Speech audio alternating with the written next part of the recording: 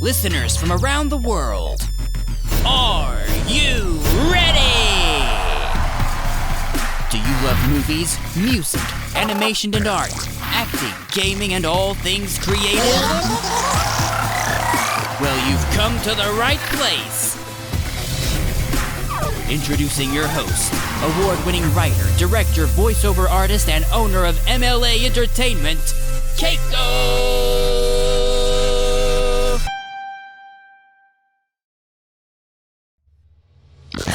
Thank you, Josh, and welcome everyone to another episode of Keiko's Diary, your favorite podcast for all things entertaining and creative.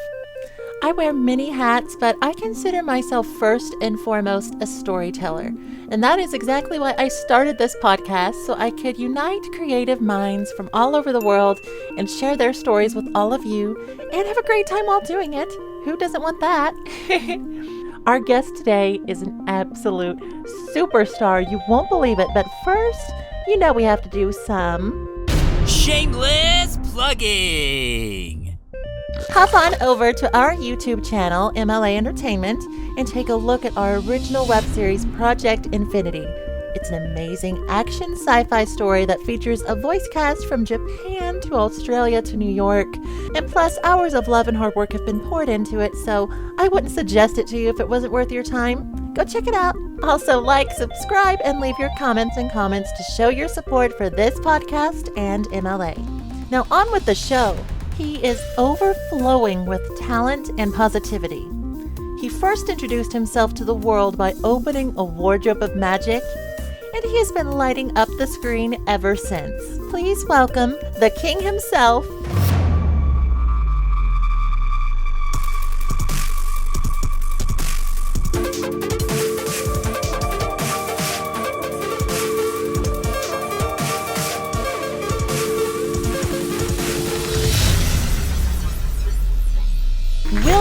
Moseley. Thank you very much for having me. Thank you so much for being on the show, William. We're really excited to have you here. So would you just like to tell us how you're doing and a little bit more about yourself to the listeners? Absolutely, I'm doing very well. Spent 10 years in America. A lot of that just living by the beach in California. Oh, wow. It's great. And I now live in London, in East London, an area called Hackney. And I spend a lot of my time just going back and forth to where I grew up in the countryside, which is called Gloucestershire. It's just very pretty rolling hills, lots of woodlands, and a good place just to unwind and relax. So this year I have 3 films coming out, and I'm supposedly making 4 films as well. If everything goes ahead, I'm signed up for 4 films, which is great. Well, that is very exciting, and I would love for you to tell us more about those during the show. I know that many of your fans are greatly looking forward to those. Well, I would like to start off by first saying thank you and well done for all the great work you've done in your career and continue to do. Some people know you from Narnia, some people know you from The Royals, but there are so many other great roles you have brought to life as well. So I would like to talk about all of that during the show. Your work has touched many people and it continues to do so. So well done. Thank you. Absolutely. So I love hearing more about the personal experiences of our guests and getting to see the human side of these things that they have done, because it's really easy for people to forget that these great actors that they watch in films are people too. And so why don't we start from the very beginning? I would just like to ask you, can you tell us what is your earliest memory of life? Really, my earliest memory of life was that I can remember. I think I was 2 or 3. Oh, wow. Yeah, and I remember my sister was just born. My parents bought a cat, and I remember watching TV and seeing this cat jump, and they called the cat Super Cat. And my parents asking me what they wanted me to name the cat, and I said, "Oh, I want to call it Super Cat," and they said, "Can't call it Super Cat." So then I just said, "Well, what about Bam Bam?" And then I don't know where that came from, and then so we called the cat Bam Bam. And that's my earliest memory from before my brother was born. That is amazing. That's really far back. Yes, well, next time I have a cat, I'm going to consider naming it Bam Bam for sure. Going after that, what was life for you like as a child, and what did you like to do just before you even knew where your life was going to go? Did you ever want to be something besides an actor? I guess I used to watch a police procedural drama. So I thought being a police officer might be quite cool, but I guess that was just a TV police officer. So that was kind of being an actor. That was very foretelling. I kind of thought a rock star might be cool because you get to play guitar in front of a lot of people. I thought that looked pretty fun. People go mad with rock stars. I thought that looked pretty cool. And then acting showed up, and just thought, yeah, this is going to work for me. And unfortunately, it has. Well, it certainly has, and I'm so glad that you decided to choose that path. Thank you. Absolutely. So to kick things off on a fun note, why don't we play a quick game now that I like to call the 60-second 411. Okay, let's do it. Yeah, this game is where we have 15 questions, and we're going to see how many you can answer before the time runs out. So do you think you're ready? Yeah, I'm ready. Let's do it. Let's rock and roll. All right, let's do it. 3, 2, 1. Favorite color? Blue. Favorite movie? Apocalypse Now. Favorite song? Smells Like Teen Spirit by Nirvana. Oh, favorite TV show? The Wire, The Sopranos. Greatest fear? Heights. Ooh, hot or cold weather? Hot. Ooh, night owl or morning bird? Morning. Favorite singer?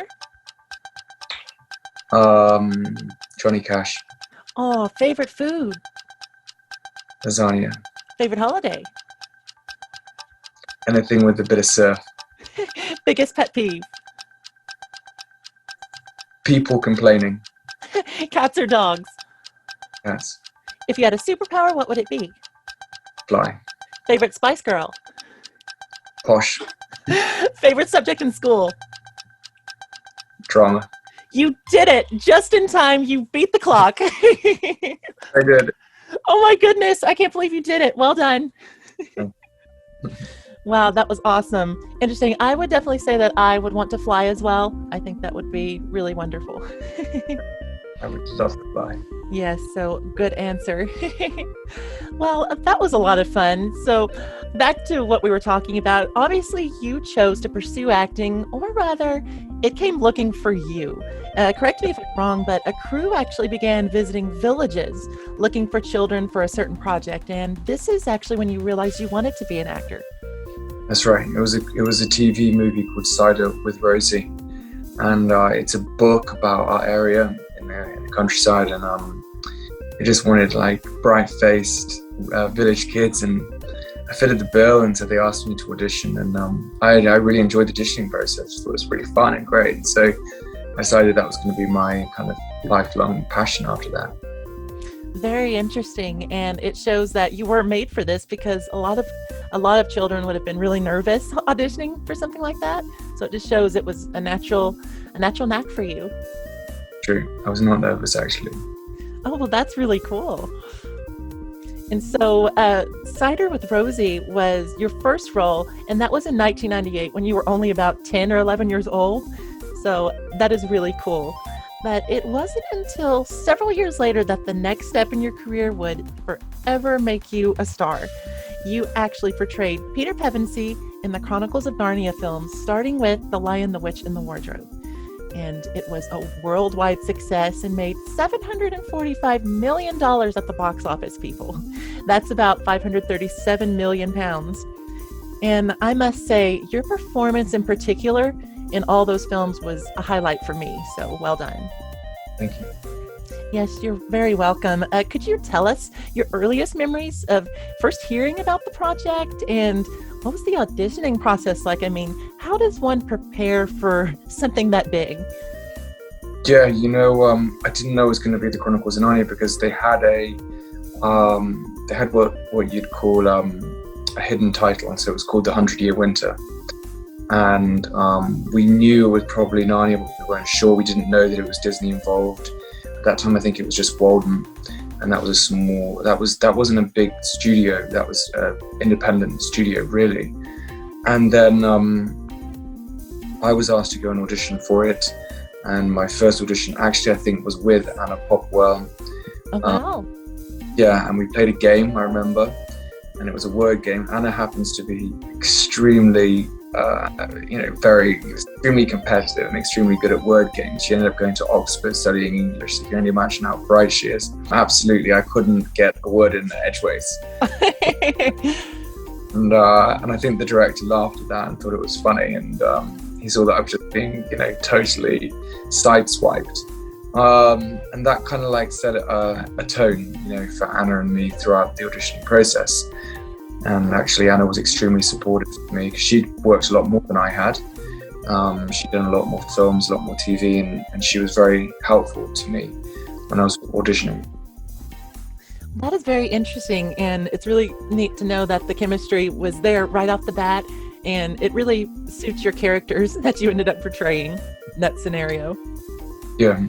And I think that that's one of the wonderful things about the movies is the great chemistry between the Pevensey siblings. It felt so real, and you just really clicked. And so can you remember when you all first met? And well, you obviously met Anna at the audition, but when did you all start really getting together, and what was the relationship like? And do you still chat from time to time? Well, yeah, we do. We all talk a lot, actually. Skander's now in politics. Georgie's doing really well with her writing and acting, and Anna's doing really well with her acting. We all started bonding when we came to New Zealand, and because Skander was cast late in the day, and so he ended up in New Zealand with us, and we just started hanging out, having fun, having a laugh. And it was very much just like the more fun we had, the better it was for our chemistry. So that was kind of great. Like, they had a basketball hoop on set, they played basketball, they had us playing games all the time, they had us hanging out on weekends. We went to the Lion Sanctuary and we went out for meals and things and cinema trips, and so it just was really like a laugh. It was really fun. Yeah. And it just goes to show, I think even for me, I have to remind myself this, that your job doesn't have to be hard. It doesn't have to be an uphill struggle, like in order to produce great work, you can have fun as well, Exactly. Well, I love that outlook, and it's certainly true. And so the first film's battle sequence was shot in New Zealand, and to this day, it is one of the absolute best battle sequences in film. It is just mind-blowing. I watched it again just the other day, and it's like, wow, it's like even better than I remember. It's epic. It is epic. Epic and wonderful. The music and you riding that amazing horse your armor must have been so heavy. No, it was quite light because it was made out of plastic. Is that right? Right. So it was all plastic, and it was spray painted on to look that color. And actually the links, because they were plastic, kept breaking. They kept snapping. So there was somebody there who had to constantly replace all the links. So that was a big job for him. Well, I'm glad to know that it wasn't as heavy as it looked. And so, especially in this current age of social media and the internet, the movie is getting appreciated more and more for what a work of art it is. You can just tell that the greatest of minds and artists were assembled to make such a great product. So, could you just tell us, for this particular film, what are some experiences and memories of shooting it that really stick out to you? Actually, the battle scene always sticks out to me. It's funny, that scene when I was riding the horse into battle, that was a funny scene to shoot because I think everybody thought that would be a big, we'd be like a lot of people around, there'd be like, people riding alongside me, but it was nothing like that actually. It was just because the director had to film something else, so we went off as a splinter crew, and we had the horse, and we had the horse trainer, and we had a guy with the camera on the back of a pickup truck, basically, and he rode along, seriously, and he just had a driver and a focus puller, and they just rode along. And I was riding my horse, and they were driving the pickup truck, and then they just said to me, "All right, now just like peel off, put your thing down, and just peel off." And I was like, "Okay." I just did it, and it was all very easy and very natural. And then watch the film back, and it looks like there's thousands of people. It's this epic moment, you know? Yes, that must have been quite funny for you to finally see it when you knew what it was actually like. Mad. And you know what's funny is like it becomes a bit like a home movie, you know, but it's a very expensive home movie because you end up smelling all those things, you know. You remember what the horse smelled like, you remember what the armor felt like, you remember what the truck looked like that you were following, you remember what the mountains looked like in the background as you were riding towards, you know, like, right. Those things are like ingrained in your mind forever, you know. And you rode that horse magnificently. Have you ever ridden a horse before then, or did you have to learn for the movie? I had ridden before. My mum used to like want us because I have a brother and sister. She used to want us out of the house on a Sunday. We were just, you know, tearing the place apart. So she used to send us off to riding camp, which we hated because it was just in the rain in England, like in a, you know, old shed, basically, just going around in a circle. So we used to hate it, but somewhere or other along the line, there was, I guess it paid off. Well, I would certainly agree. And you actually returned as Peter in Prince Caspian and The Voyage of the Dawn Treader. And Prince Caspian was intense, wasn't it? It was so cool. It's epic again. Yes, Yeah. It must have been lots of fun to film. So could you tell us the same about making these two movies? Anything that really stands out to you when you look back? I loved making Prince Caspian because I love doing all the fighting scenes, you know, and Yes, they just the duel was incredible. was incredible, and like the siege sequence was brilliant, and all those things of like they're just boyhood dream moments, you know, and I treasured that opportunity that I was given. Well, I would say you certainly made the most of it. That to this day, that's one of the best sword duels I've ever seen. So, Okay. yes. Yeah, it was 120 beat sword fight in the end, and we put the camera in the shield, and we had the camera like punching me, you know? So then it looked like there was a shield, and the camera was in the middle, and they hit me with it, so it would look like that. Right. And we did a dolly. We did what we call a dolly, a 360 dolly, which is a full circular dolly with 3 cameras on it. And then of course no one could be behind the camera, so everybody had to hide in the woods. And then we did the sword fight, the whole thing, with the dolly going around, you know, which was also really, really fun. Yes, it's such an amazing sequence, and how clever to put the camera in the shield. I would have never thought that. Very. So when you're the lead of a major film franchise, your life changes overnight. So I was wondering, when did you realize that you were now William Moseley, and what was the experience like adjusting to it? You know, I've never really felt like I'm Celebrity, yeah. You know, Yes, we used the word. I hate using, you can use that word in terms of my name, but I've never really felt. A superstar. I never felt like that, you know. I never felt like that. I just wanted to be a good actor. I just wanted to work hard and improve myself and earn my position. And sometimes maybe I've taken too hard of a part, I think. Made it too hard for myself. But I wanted to earn my way there, you know. I wanted to really truly know that I know what I'm doing with my job, that I really am good at it, that I really have earned my position. I don't know. Maybe that was, maybe I should just not thought like that and just gone straight and just done everything I could. But that was just the path I decided to take. And I did start very young, and I know I had the time to like go ahead and try to make something of myself.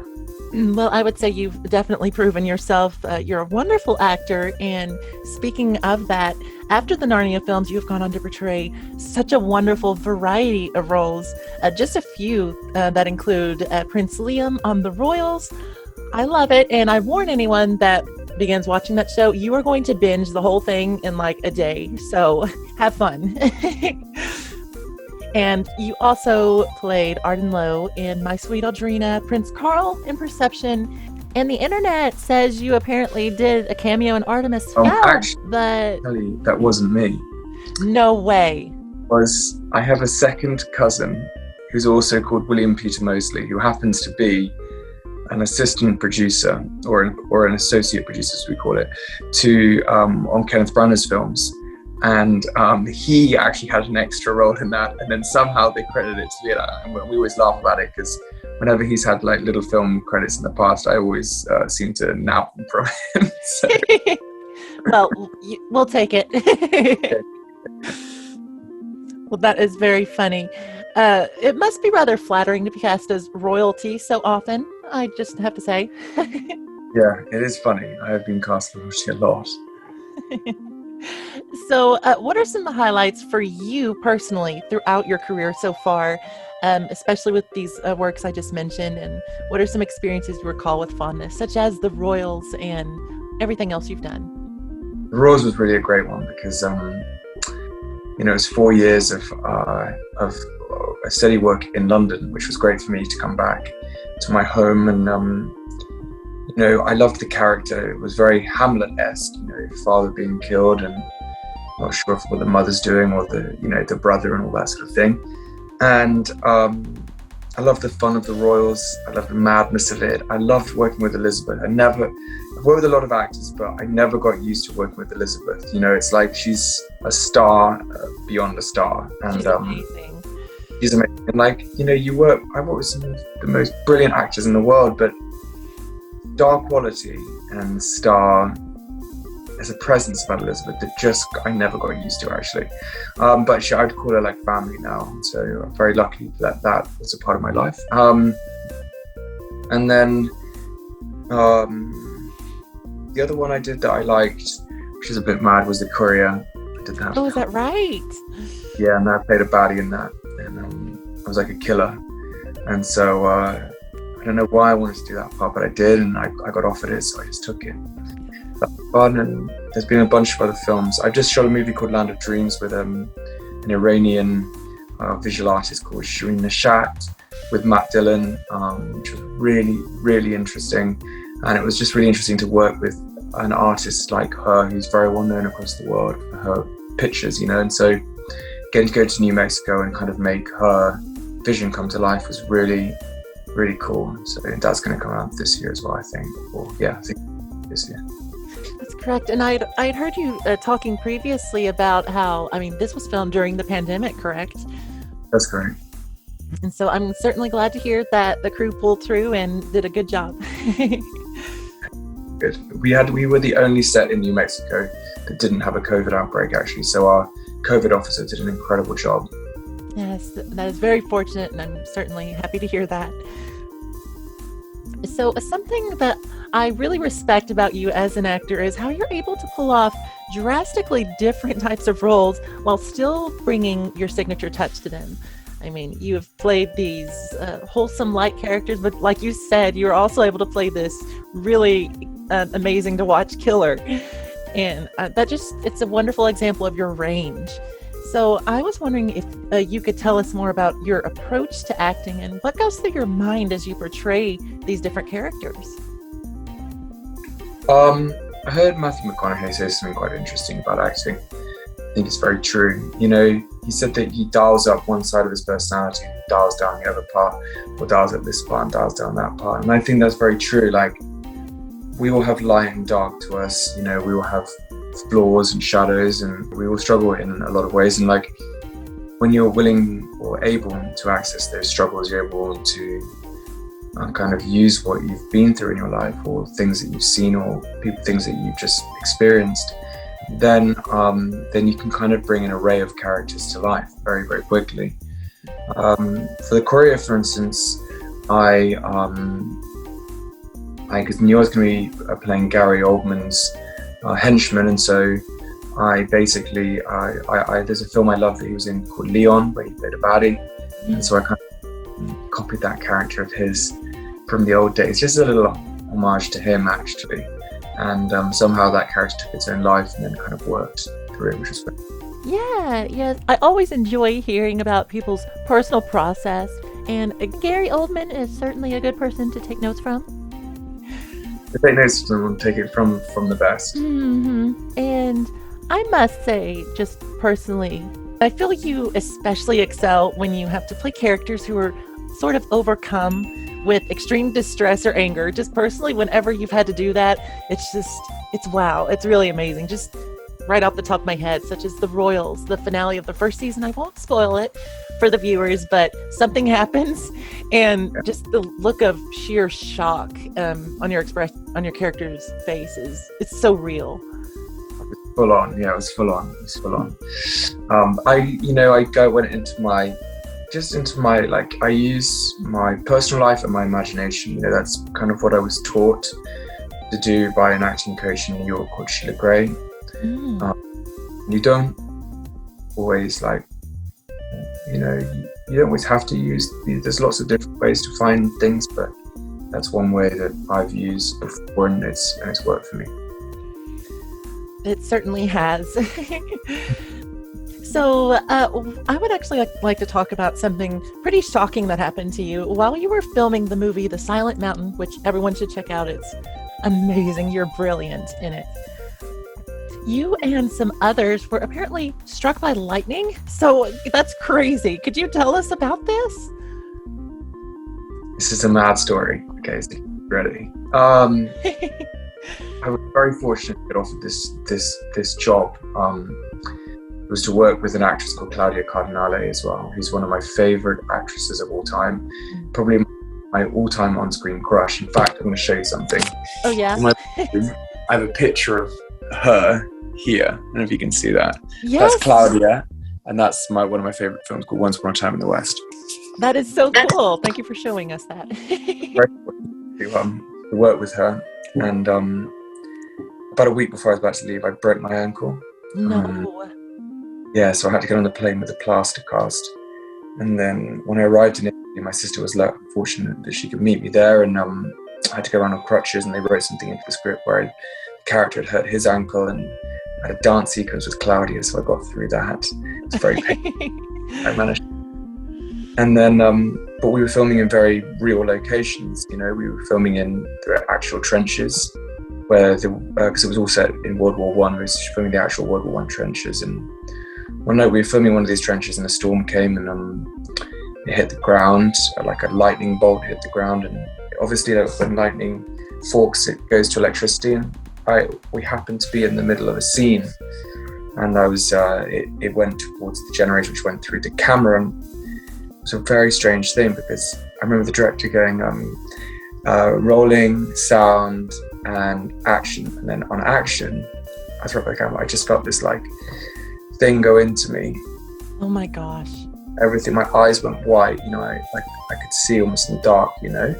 Like a white and black, and then I was just in immense pain. I felt my heart stop, and then I recovered, and then I turned to the DP, and she was slumped over the camera. Wow.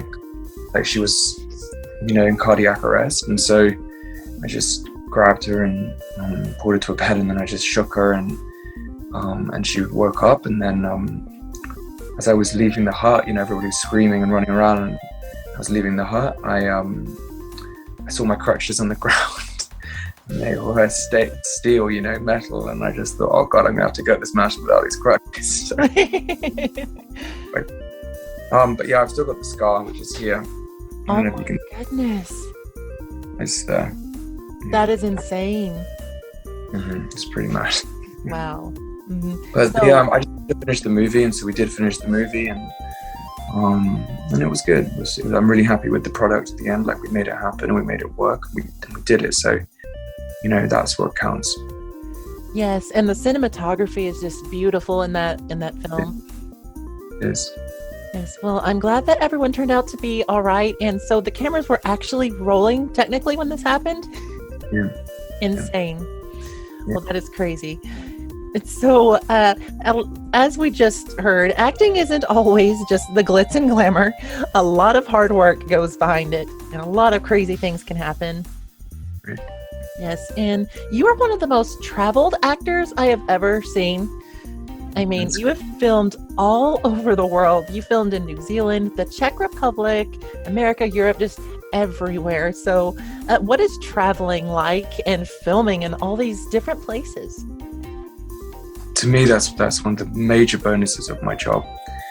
I love to see new things, and that helps inform my life, inform my characters that I play. And I love meeting new people. I'm very interested by people in general, which I guess is a good thing being an actor, but I'm very interested in what they're up to, what their life is, what they want to do with their life, like what their culture is, how their culture informs their personality, what their background is, what their history is. That really interests me. So it's always interesting to go meet people from different places. Well, I'm glad you enjoy it. You must spend a lot of time on airplanes. Well, I did before the pandemic hit. Hasn't been quite so many flights, but I also like flying. You know, I'm fortunate. I know a lot of people don't like flying. My mum hates flying, so I'm lucky that I actually like it. Yes. Well, how about we switch gears for a moment and start one of my favorite segments of the show. Truth or dare? I'm ready. All right, let's do this then. First question, truth or dare, William?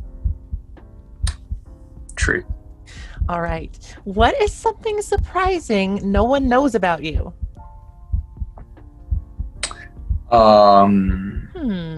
It's surprising to people who don't know about me. I'm an avid runner. I actually ran a marathon without any training in October. I woke up one morning and I saw everyone was running the marathon, and they were doing their own course because they couldn't run it together because of the virus.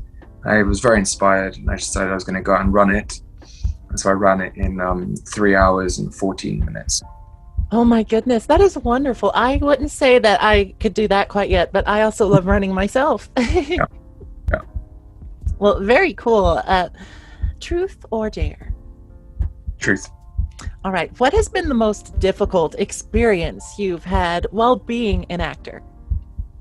Most difficult experience I've had, being struck by lightning and still carrying on shooting. Well, I would say that's a good answer.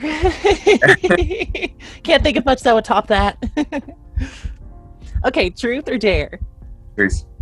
If you had to pick a favorite Pevensey sibling, who would it be? It must be done. Oh my God, that's very hard. Man in the mirror. Good answer. So I don't offend anyone. That was very nice. Truth or dare? All right. What is the craziest thing you've ever done? Been attacked by an elephant before. An Shooting. elephant? That is hilarious and terrifying. Yes, I would say so. And truth or dare? When was your first kiss? When I was about 11, and actually it was the girl I had a crush on, so it was great. Oh, well, that's perfect. It didn't spur any kind of relationship going forward, so I don't think it was for her. But it was good for me. Well, that's what counts. Well, thank you so much for playing that. That was a lot of fun. Thank you. So something great about you is you're so positive and you love to give back. And I think that's a wonderful thing. You even do cameos for charity. That's great. Yes, two charities in particular that mean a lot to you are the Pied Piper Appeal and Sarah's Trust. So would you like to tell us about these and what people can do to help? Sure. Well, if possible, I'm trying to raise $10,000 and I'm at $9,500. So I just need a little bit of an extra push. If anybody wants a cameo, it'd be very helpful because I want to give back to these charities. It was something that I wanted to do during lockdown. I know a lot of people were doing positive things. They were raising money and doing all kinds of great things. So I wanted to do something myself. And yeah, the Pied Piper Appeal is a charity in my local town, in the hospital that I was born in. It helps children who have physical and mental disabilities, and so they're obviously often, children from low-income families. So a little money for the charity goes a long way. So I like to keep things close to home, so that's very good. Yeah. And second, Sarah's Trust, which is obviously the Duchess of York. And she is, I've met her and I've done some work for her in the past, and I really like her. And I wanted to also give to her charity. And I just thought it, they asked me if I was going to be doing the cameos. I said yes. It just happened that it was that day, and they said, would you be willing to donate any money to Sarah's trust? I said absolutely, I'd love to. And I really liked Sarah, and I absolutely want to do that. Well, that is wonderful. It's a great thing you're doing. Yeah. Well, you're so young, but you've accomplished so much already. And I was wondering, could you tell us what some of your goals are for the future? Where do you see yourself in 10 years? I just want to continue to do work that I'm proud of, continue to do work, continue to be a person that I can be proud of. This is an industry where, to be frank with you, being an actor that you're proud of is not enough for me. I want to be a person that I'm proud of. And, that I want to be successful, and I want to do all the amazing things that I dream of, but I also want to be a decent person and someone that I can look at and I can respect, from just a third person point of view. So that's important to me, that I grow as a person and I grow as an actor over the next 10 years. Well, I think that is a great goal. People could take a lot of inspiration from that. And so as we wrap up this episode, could you tell all your fans listening what they can look forward to from you? You're working on many films, and where they can best keep up with you. It's very kind for you to offer that up. So I've got 3 films potentially coming out this year. One's a medieval film with Michael Caine and Ben Foster. Matthew Good. Another one is a little feel-good movie that I shot, this American feel-good movie I'm excited for people to see, called Saving Paradise. And the third one is Land of Dreams, which I previously mentioned, which is directed by Shireen Nashat. And it's Jean-Claude Carrier, who was a brilliant writer who recently died. It will be a film dedicated to him, as he's recently passed, and it's his last movie. Wow. And I'll be making 4 films this year. I'm scheduled to anyway. One's Edgar Allan Poe. I should be playing Davy Crockett. I should be playing Henry Pierce, who was a 19th century bare knuckle boxer. I should also be making a horror film. So a haunted house horror movie, which would be fun as well. So those 4 will be coming out. They should be released in 2022. But that's what we have going forward right now. Again, a wonderful variety and so much to look forward to. I'm really looking forward to those. Thank you. Yes. Well, that's it for another episode of Keiko's Diary. I want to thank our listeners for supporting the show and MLA, and also thank you very much, William, for coming on the show. I will always be cheering you on, and we are all looking forward to what you do next. Thank you so much. Absolutely. Before we go, could I ask one last thing from you, William? I am William Moseley, aka Peter Pevensey, and for MLA Entertainment, check out their original web series, Project Infinity. And as always, keep being creative. Keep being creative. You heard it here. Thank you, William. Thank you for listening to Keiko's Diary. If you enjoyed this episode, be sure to like, subscribe, and hit that notification bell. We would love to hear from you. Write questions and comments to show your support and share this podcast with your friends. We'll be back with another exciting episode before you know it. In the meantime, keep being creative.